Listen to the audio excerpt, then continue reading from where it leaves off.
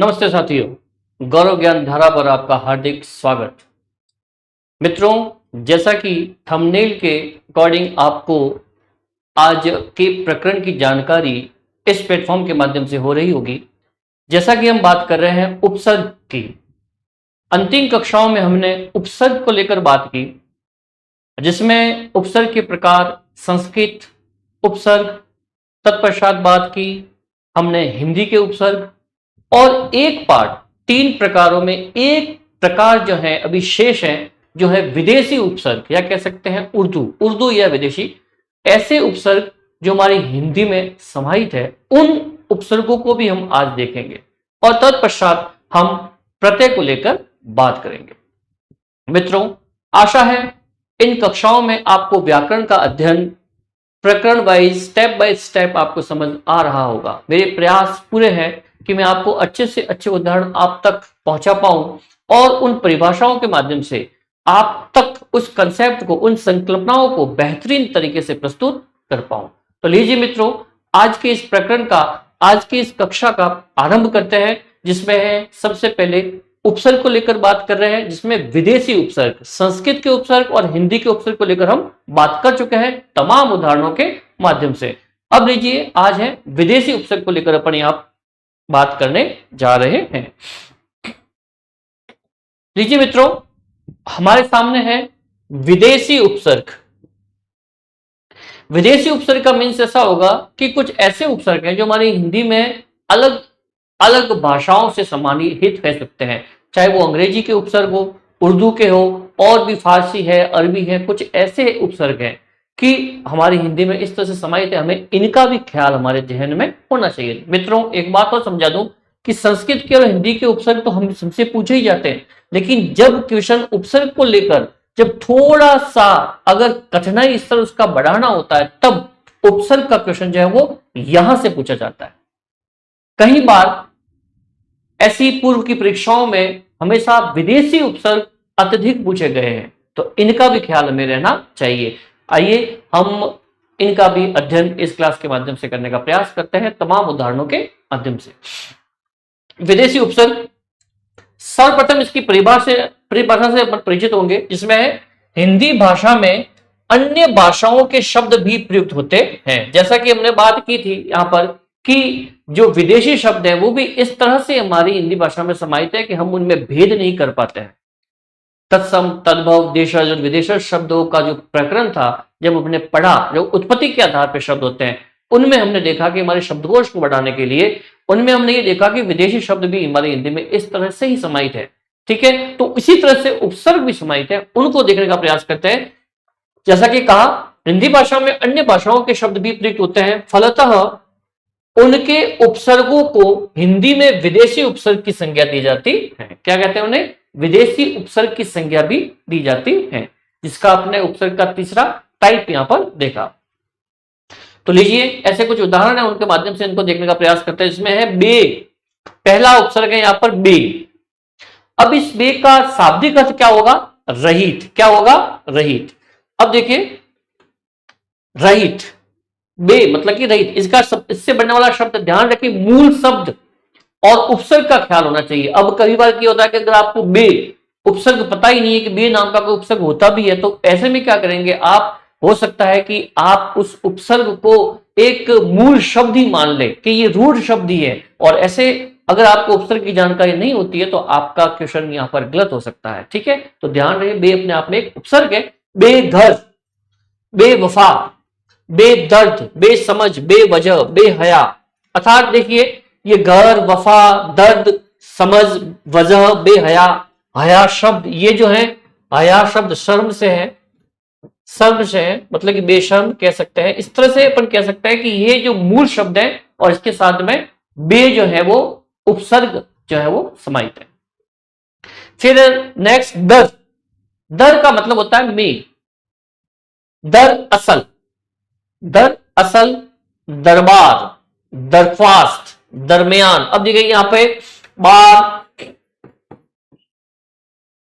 Fast, दरख्वास्त, फिर ये मयान, दरमियान, मतलब कि इस में मयान, मतलब कि इस तरह से अपन शब्द के अर्थ को यहां पर ढूंढ सकते हैं और मूल शब्द की भी जानकारी लगा सकते हैं कि आपको पता होना चाहिए कि दर नाम का भी उपसर्ग एक विदेशी उपसर्ग है। फिर है बा, नेक्स्ट है बा, इसका मतलब है शहीद। बा इज्जत, बा मुलायजा, बा अदब, बा कायदा। कई बार आपने ये शब्द सुना भी होगा, बा मुलायजा, ठीक है ना। तो ये वर्ड है, इसमें बा उपसर्ग है। बा इज्जत, इज्जत सॉरी, मुलायजा मूल शब्द है और बा उपसर्ग है। इज्जत जो है वो मूल शब्द है और बा उसमें उपसर्ग है। यहां देखिए बा अदब, बा कायदा, ठीक है ना, मतलब कि कायदे सहित, कायदे के अनुसार, कानून के अनुसार, कायदा। इस तरह से ये बा उपसर्ग यहां पर लगा हुआ है। देख ली इन्हें अच्छे से एक बार।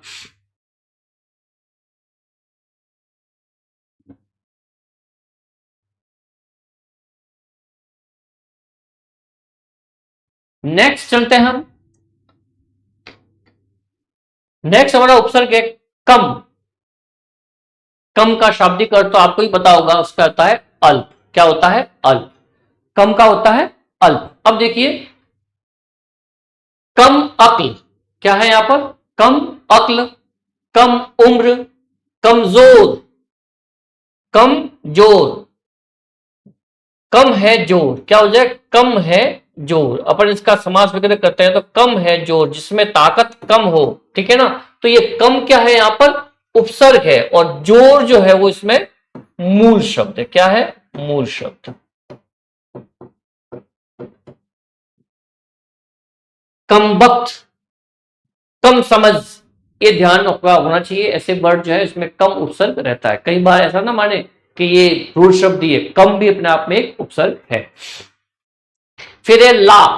ला का शाब्दिक अर्थ है परे या बिना। ला इलाज, लावारिश, लापरवाह, लापता, लाजवाब, लापता, जिसका कोई पता ही न हो, बिना पता का। लापता, लापता है, कई बार कोई खो जाता है तो उसके लिए न्यूज की जो हेडिंग बनती है, इतने दिनों से ये जो है लापता है, ठीक है ना। तो इस तरह से अपन कह सकते हैं कि लापता। लापरवाह, परवाह, लापरवाह, बिना परवाह का। इस तरह से इन शब्दों को आप देख सकते हैं जो परीक्षा उपयोगी आपके रह सकते हैं। ध्यान रहे ला भी उपसर्ग है। फिर है हर। हर का मतलब प्रत्येक। अब वैसे तो हर और हरि दो शब्द अपनी हिंदी में देखते हैं। एक तो होता है हर और एक होता है हरि। वैसे तो हर का मतलब हम महादेव से लेते हैं अगर आप युग्म शब्दों की बात करें तो, और हर हरि का मतलब विष्णु भगवान से तात्पर्य होता है यहाँ पर। लेकिन यहां पर हर अलग है। यहां पर हर का मतलब प्रत्येक से है, ध्यान रहे, हर एक चीज। इसलिए यहां पर प्रत्येक वर्ड से जो है वो इसका शाब्दिक अर्थ हर है। हर का शाब्दिक अर्थ प्रत्येक है। इससे बनने वाले कुछ शब्द है हरदम, हर वक्त, हर रोज, हर हाल, हर मुकाम। ध्यान रहे ऐसे बहुत शब्द जो हैं कई बार हिंदी प्रतियोगी परीक्षाओं में ये पूछे गए हैं। प्रथम श्रेणी व्याख्याता में कई बार इस हर शब्द को लेकर जो है, हर है, हम है, ऐसे उपसर्ग है जिनको लेकर जो है प्रश्न पूछे गए हैं। ध्यान रहे अगर कठिनाई स्तर बढ़ता है उपसर्ग का तो विदेशी उपसर्गों का यहां पर पूछना हो सकता है। तो ये है मूल शब्द के साथ में और हर जो है वो प्रत्यय है। खुश, श्रेष्ठ। खुश का मतलब श्रेष्ठ, खुश नुमा, खुशहाल, खुशबू, खुश मिजाज। अब देखो खुशबू में बू के साथ जब खुश लग रहा है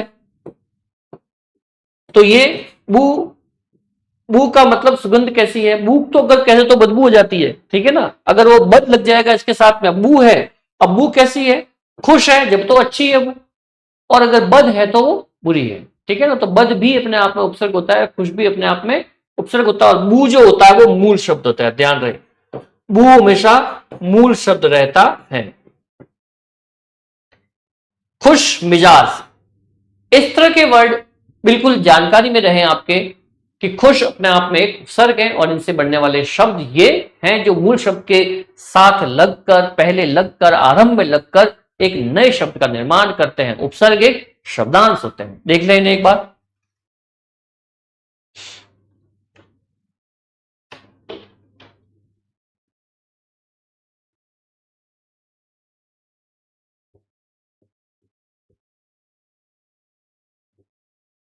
फिर नेक्स्ट हम और चलते हैं आगे, इसमें बात करते हैं कुछ और। जैसे मैंने भी बताया था आपको, बद, खुश और बद दोनों ही उपसर्ग है। बद, बद का मतलब बुरा हो जाएगा। अब जैसे अभी मैंने बात की बू, बू शब्द जो होता है वो अपने आप में, बू शब्द जो है वो मूल शब्द है। क्या है? मूल शब्द है। अब इसके साथ खुश लग जाएगा उपसर्ग तो वो अच्छी बू हो जाएगी, और अगर बद लग जाएगा तो वो बुरी बू हो जाएगी। ठीक है, बद क्या है? वो उपसर्ग है। बदबू, बदचलन, बदमाश, बदमिजाज, इस तरह से ये वर्ड जो है वो बद उपसर्ग से मिलकर बने हैं, ध्यान रहे। सर, मुख्य या प्रधान, जो मुख्य या प्रधान जो वर्ड है, जो शाब्दिक अर्थ है वो सर का रहेगा। इससे बनने वाले शब्द है सरपंच। किसी पंचायत में पंच तो होते ही हैं, लेकिन अगर सरपंच हो जाए तो उन पंचों में भी जो श्रेष्ठ होगा उसे क्या कहेंगे? अपन सरपंच कहेंगे। सरदार, सरताज, सरकार, इस तरह से ये वर्ड जो है वो सर उपसर्ग से बने हुए हैं। दार, ताज, ये मूल शब्द है, इनके साथ में बनकर बने हुए हैं। ब, सहित, बखूबी, बतौर, बशर्त, बदौलत, इस तरह से ये देख लें आप लोग। ब का मतलब होता है सहित, और खूबी के साथ बखूबी करें तो पर वो उसमें कुछ अच्छी खूबी के साथ में इसका शाब्दिक अर्थ निकलेगा। बतौर, बशर्त, बदौलत, ये जो है वो ब उपसर्ग से मिलकर बने हुए शब्द है। फिर देखो ये बहुत ही अच्छा उपसर्ग है बिला। बिला का शाब्दिक अर्थ होगा बिना, ये ध्यान रखें। बिला का शाब्दिक अर्थ होगा बिना, बिला कसूर। अब बिना कसूर भी होता है, अगर आप बिना कसूर भी करोगे तो भी चलेगा, लेकिन बिला वाकई में सही उपसर्ग है, जिसका शाब्दिक, ये विदेशी उपसर्ग है, इसलिए जब हमारी हिंदी में आता है तो बिना बन जाता। हम ये जो है वो हिंदी में अर्थ देख रहे हैं इनका, लेकिन वाकई मूल शब्द क्या है? यहाँ पर मूल उपसर्ग क्या है? बिला है। बिना अपन हिंदी में कहते हैं इसे। बिला कसूर, बिला वजह, बिला कानून। अब इसे अपन बिना वजह भी कह सकते हैं, बिना कानून भी कह सकते हैं। तो इस तरह से ये बिला उपसर्ग से बनकर बनने वाले मूल शब्दों के साथ बने हुए नए शब्द देख लेने।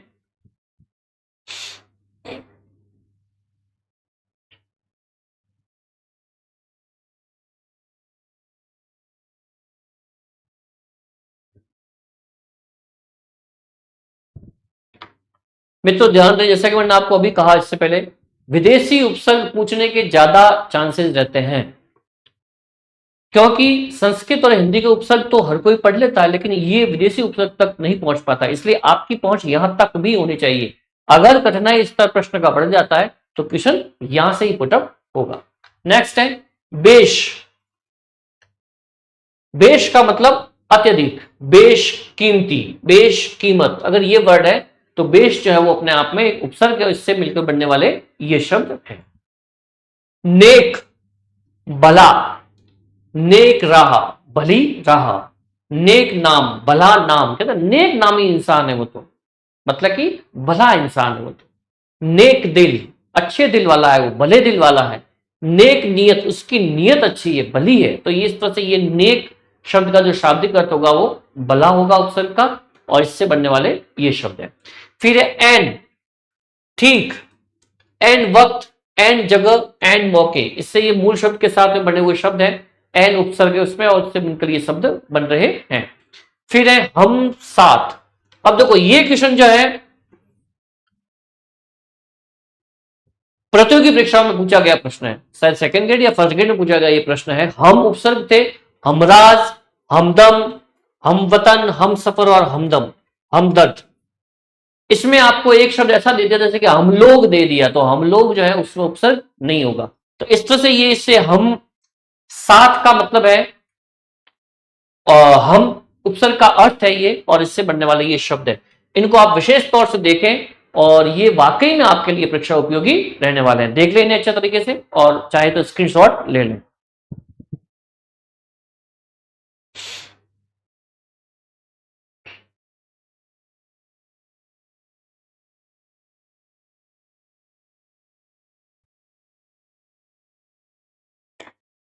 ठीक है, नेक्स्ट अब आगे अल।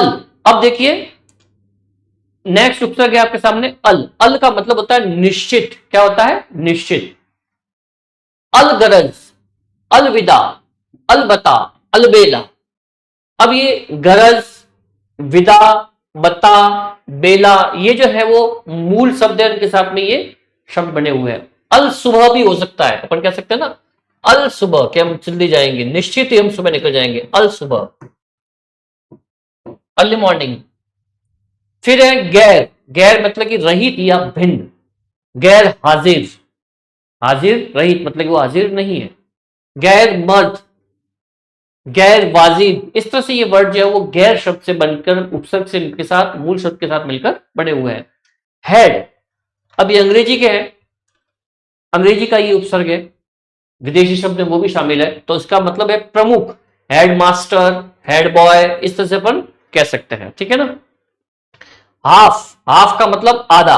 अब ये अंग्रेजी उपसर्ग है जो हमारी हिंदी में समाहित है और हम लगातार सामान्य तौर पर भी इन्हीं शब्दों का प्रयोग कर लेते हैं। हाफ कमीज, half ticket, half pant, half shirt, और मूल शब्द इनके साथ में टिकट है, पैंट है, शर्ट है, कमीज है, ये लगकर मिलकर बनते हैं। सब यानी उप, सब registrar, sub committee, sub inspector, तो ये शब्द जो है सब, सब इंस्पेक्टर, हम कई बार देखते हैं सबको, तो इसका वाकई अर्थ होता है उप, ठीक है ना। फिर एक और है को का मतलब सहित, कोऑपरेटिव सोसाइटी, हम कहते हैं ना cooperative society, Nepali central cooperative society limited, ठीक है ना।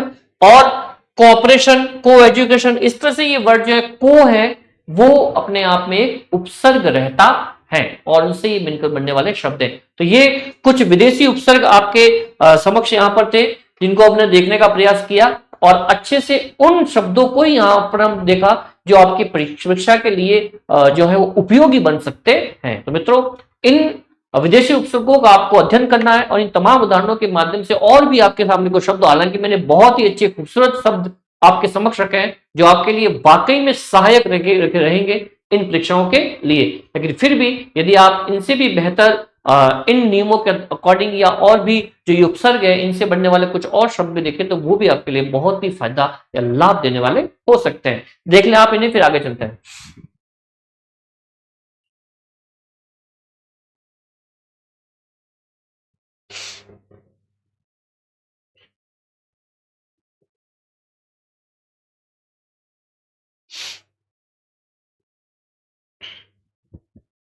अब देखिए मित्रों, यहां पर आपका जो उपसर्ग प्रकरण है वो पूर्ण होता है, संपन्न होता है। आशा है उपसर्ग किस तरह से लगाते हैं, मूल शब्द और उपसर्ग उन दोनों का ही अर्थ किस प्रकार से नए बनने वाले शब्द में होना चाहिए और जो मूल शब्द है वो सार्थक होना चाहिए, उपसर्ग को कैसे पहचानना है, यदि किसी शब्द में उपसर्ग है तो कैसे है और नहीं है तो क्यों नहीं है, इन सभी बातों का अध्ययन इस प्रकरण में हमने किया।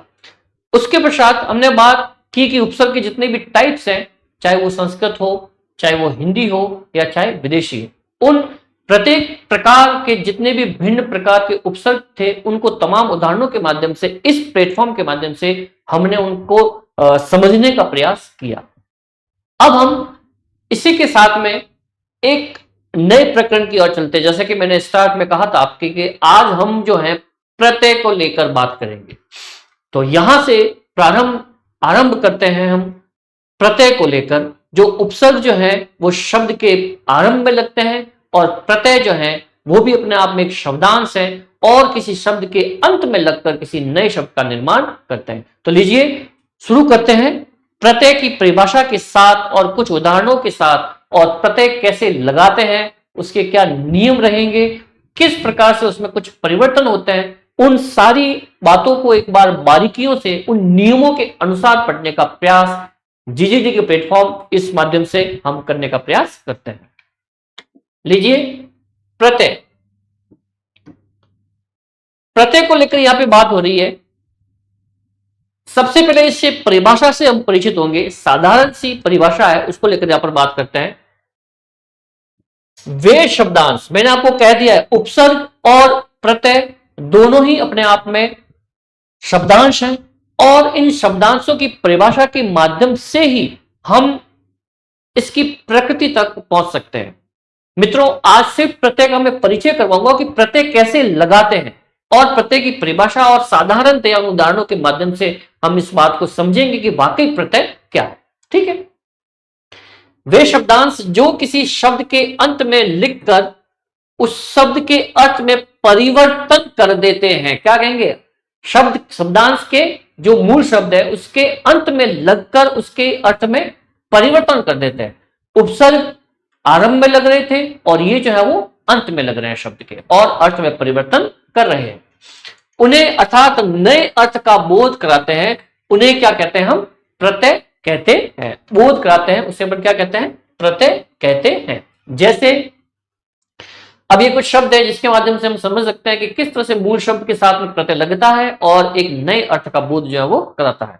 समाज, धन, इक। अब समाज जो है वो मूल शब्द है और अंत में लगकर, जैसे कि इक एक प्रत्यय है, उसके साथ में लगते ही क्या बन गया? सामाजिक। अभी आप देख रहे होंगे कि ये समाज था और सामाजिक कैसे बन गया। इन सारी बातों को अपन देखेंगे यहां पर कि किस तरह से ये परिवर्तन होते हैं।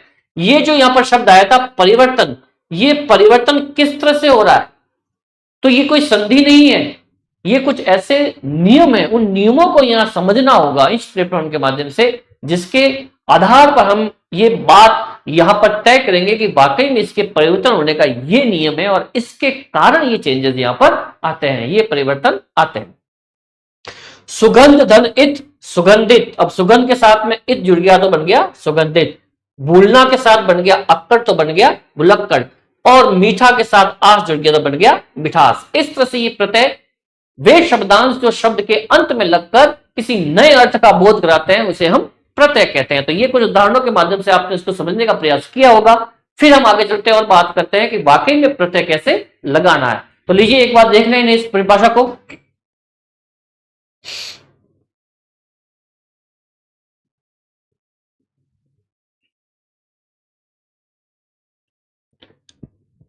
अब हम बात करते हैं यहां पर कि प्रत्यय वाकई में कैसे लगाना है। देखिए अपन बात करेंगे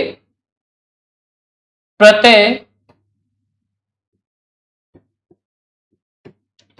कैसे लगाएं।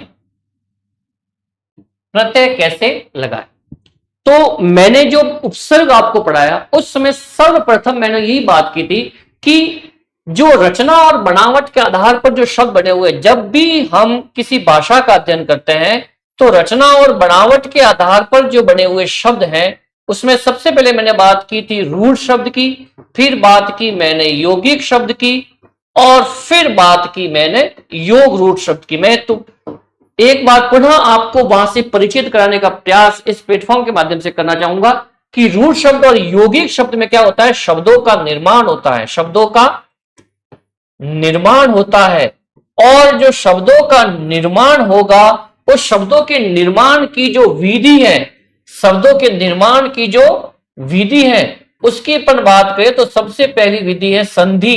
क्या है? संधि, जिसमें क्या होता है? वर्णों का मेल होता है। क्या होता है? वर्णों का मेल होता है।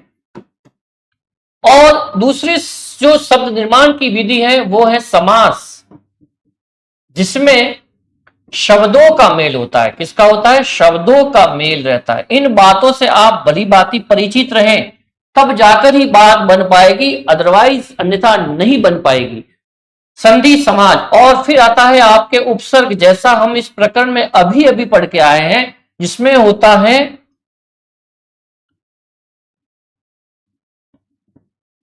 शब्दांश, शब्दांश और मूल शब्द के आरंभ में जुड़कर, आरंभ में लगकर। ठीक है। फिर आता है चौथा प्रत्यय, जिसमें बात करते हैं कि शब्दांश और मूल शब्द के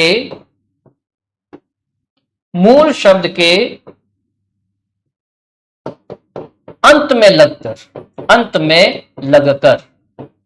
क्या होगा? नए शब्द का निर्माण होगा। तो ये हमारी व्याकरण की दृष्टि से जो यौगिक शब्द है, जो दो शब्दों का योग होता है उसमें शब्द का निर्माण बनता है। रचना और बनावट के आधार पर हम बात कर रहे हैं उन शब्दकोश की। तो यहां पर हम देखते हैं कि जो विधि है शब्द निर्माण की वो ये 4 विधियां निकलकर सामने आती है। इसमें पहली है संधि, जिसमें वर्णों का मेल होता है, जैसा कि हमने संधि में पढ़ा कि दो वर्णों के मेल पर जो विकार उत्पन्न होता है उससे संधि का जन्म होता है। संधि युक्त शब्द और संधि विशेष शब्द दोनों को ही लेकर अपन ने बेहतरीन तरीके से इस प्लेटफॉर्म के माध्यम से बात की। अब बात आती है समास की। तो समास में क्या होगा कि शब्दों का मेल होगा। क्या होगा? शब्दों का मेल होता है। फिर बात आती है उपसर्ग की, जिसमें शब्दांश, उपसर्ग और प्रत्यय दोनों ही शब्दांश है, लेकिन शब्दांश क्या करेंगे कि शब्द के आरंभ में लगकर किसी नए अर्थ का बोध कराते हैं, किसी नए शब्द का बोध कराते हैं, तो वो उपसर्ग कराते हैं। और प्रत्यय क्या करेंगे कि शब्दांश और मूल शब्द के अंत में लगकर नए शब्द का बोध कराते हैं, उसे अपन क्या कहते हैं? प्रत्यय कहते हैं। तो ये प्रत्यय का अपनी एक प्रकृति है, जिसको हम यहां पर बेसिक तरीके से, आधारभूत तरीके से देखने का प्रयास कर रहे हैं। एक बार देखें इन्हें।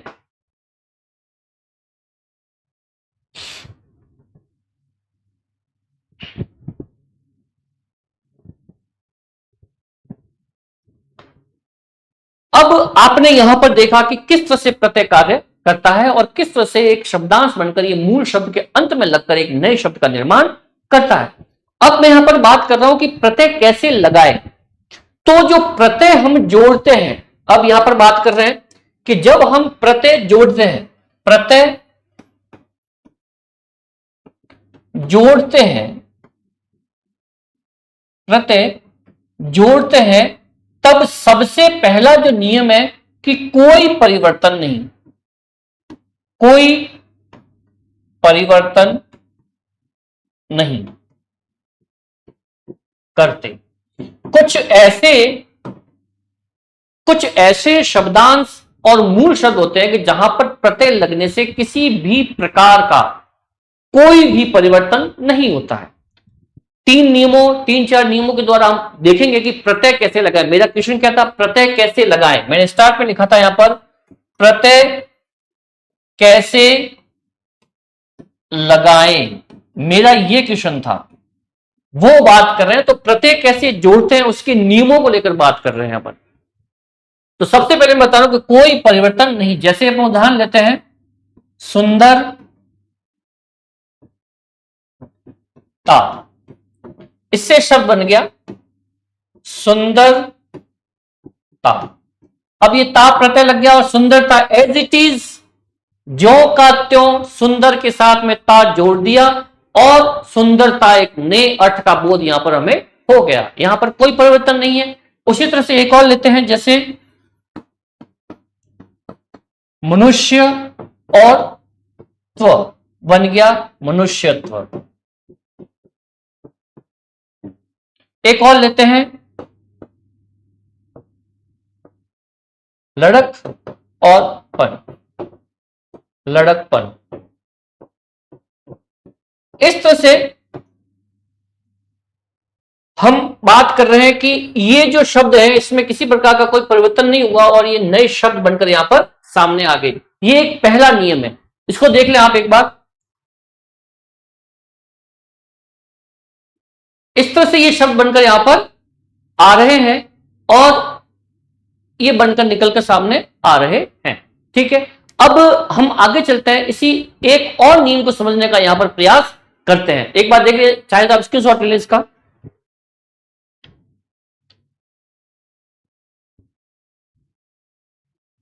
अब इसका दूसरा नियम है अंतिम वर्ण को हटाकर स्वयं जुड़ते हैं। क्या करेंगे? स्वयं जुड़ेंगे। हम बात कर रहे हैं कि अंतिम वर्ड हटता है, अंतिम वर्ड हटेगा और स्वयं जो है वो उपसर्ग जुड़ जाता है। स्वयं उपसर्ग यहां पे जुड़ जाएगा। जैसे मैं कुछ शब्द जोड़ रहा हूं, यहां पर एक शब्द है नमक धन इन। अब देखिए, मैं यहां पर बात कर रहा हूं कि अंतिम वर्ण को हटाकर स्वयं जुड़ता है। अंतिम वर्ण को वो हटाएगा और स्वयं जुड़ेगा।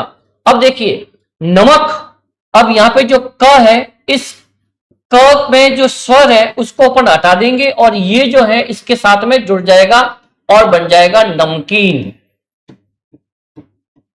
ये इन प्रत्यय जो है अंतिम वर्ण को हटा रहा है, शब्द का जो अंतिम वर्ण है उसमें से अ को हटा दिया, स्वर को हटा दिया, स्वर रहित कर दिया क को, और खुद उसके साथ में जुड़कर एक नए शब्द का निर्माण कर रहा है।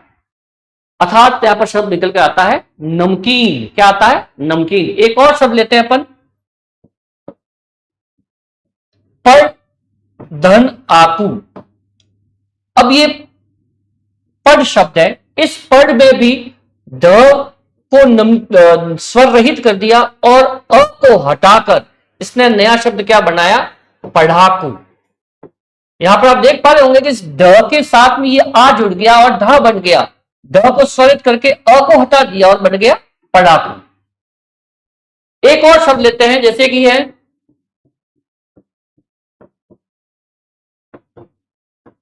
तैर धन आक। ये जो मूल शब्द है इसमें र को स्वर रहित कर दिया, अ को हटा दिया और ये जुड़ गया र के साथ और शब्द बन गया तैराक।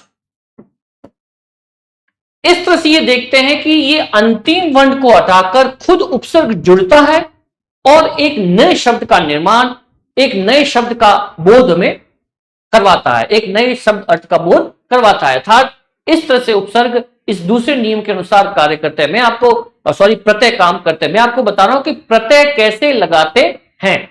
ये नियम, ये कुछ बेसिक नियम है जिसके आधार पे आपको पता चलेगा कि वाकई में प्रत्यय का जो प्रकृति रहती है वो इस टाइप की रहती है। देखें आप इन्हें,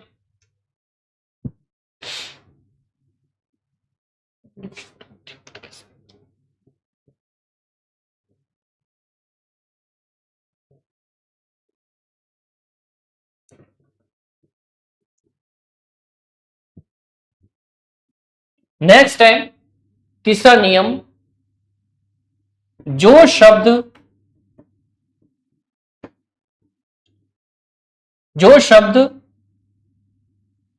अंतिम वर्ण के साथ साथ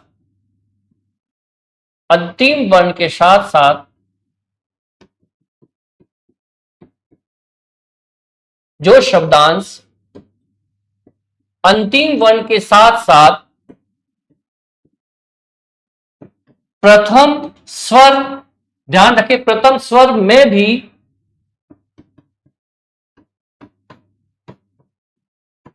परिवर्तन कर देते हैं,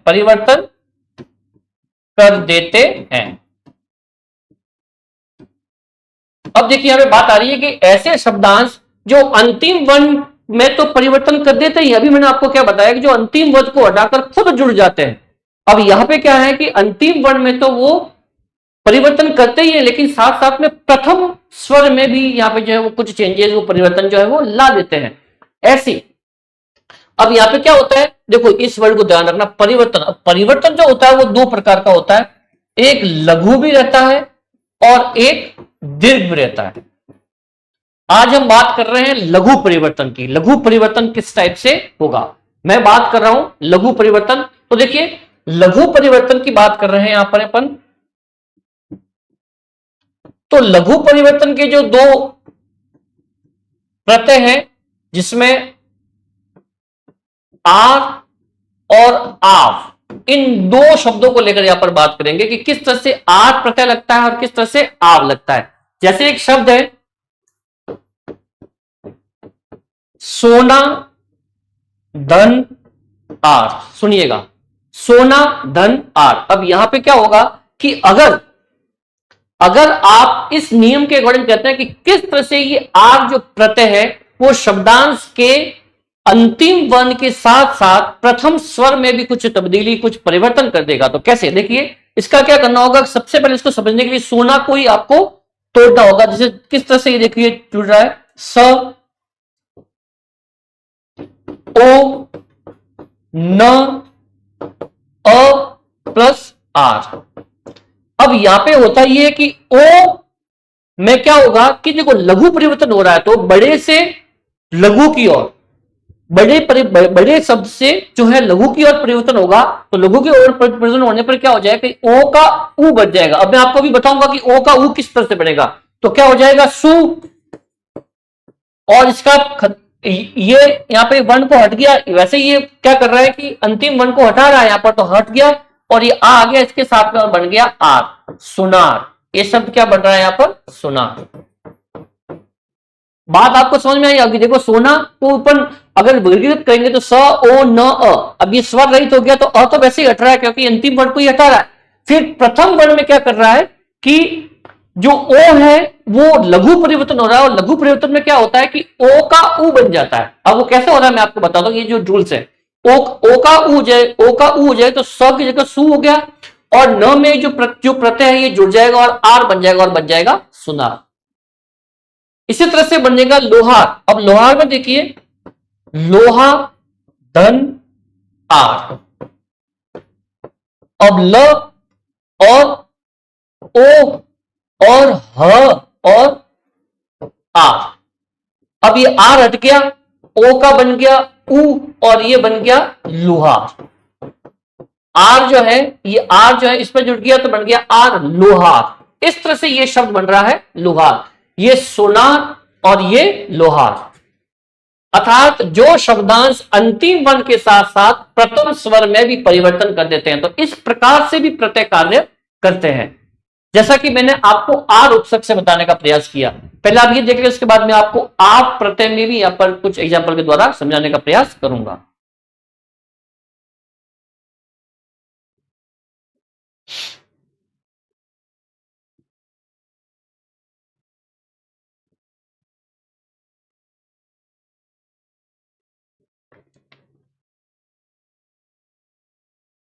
अब देखिए आर, और बात करते हैं आवा की तरफ। देखिए अब आवा प्रत्यय लघु परिवर्तन, किसकी बात कर रहे हैं अपन, लघु परिवर्तन की बात कर रहे हैं। यहां पर हमने पहले बात की आर को लेकर और अब बात करते हैं आवा को लेकर। जैसे कि एक वर्ड है देख धन आवा, देख धन आवा। अब देखिए यहां पर इसको अपन तोड़ेंगे, द ए और ख और ये अ तो उसने हटा दिया और ए का बन गया ई। क्या बन गया, ई। और इस तरह से ये जो वर्ड है, ये आ जो है, ये आ आके जुड़ गया ख के साथ और शब्द बन गया दिखावा। समझ में आया होगा आपको। देखिए देख को जब अपन तोड़ेंगे तो द ए ख अ और आ जुड़ गया ख के साथ में बन गया आ, खावा। और ए का जो लघु परिवर्तन हुआ वो ए से बन गया ई, अर्थात दिखावा। इस तरह से इस आवा प्रत्यय से भी हम देख रहे हैं कि किस तरह से शब्दांश जो है वो अंतिम अंतिम परिवर्तन के साथ साथ में प्रथम स्वर में भी परिवर्तन कर देते हैं, और इस तरह से ये शब्दों में परिवर्तन होता है। जबकि कुछ लोग इसको संधि से जोड़ देते हैं, जबकि संधि से नहीं जुड़ता, उसमें प्रत्यय के कारण ही कुछ रूल्स है, उस रूल्स के अकॉर्डिंग ये चेंज होगा। आशा है आपको ये समझ में आया होगा। हम देखते हैं, अब आपके दिमाग में ये बात चल रही होगी कि किस तरह से ये लघु परिवर्तन हुआ। तो इस लघु परिवर्तन का जो नियम है वो अपन बात करते हैं। पहले आप इसे देख लें अच्छे से।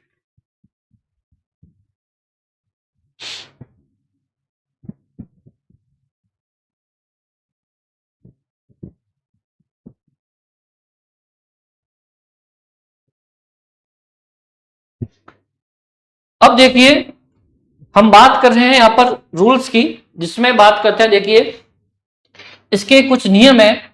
लघु परिवर्तन,